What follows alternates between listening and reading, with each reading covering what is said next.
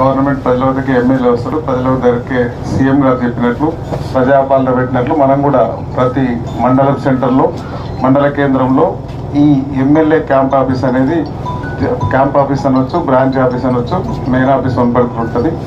దాని పేరు MLA camp ఆఫీసే తీసేసినాం. ఇక్కడ కూడా ఎమ్మెల్యే క్యాంప్ ఆఫీస్ ప్లేస్లో ప్రజా పాలన అని మనం ఒక వార్డు కూడా పెట్టాల్సి ఉంటుంది, అది కూడా పెడదాం.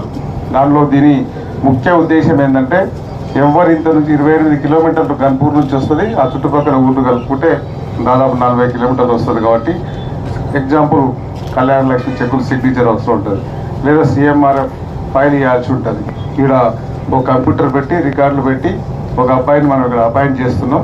వారంలో ఒకరోజు ఏదో గనులు ఉంటాం, ఆ రోజు ఇక్కడ మార్నింగ్ నుంచి ఈవినింగ్ వరకు అవైలబుల్ ఉంటాం. దీని అంటే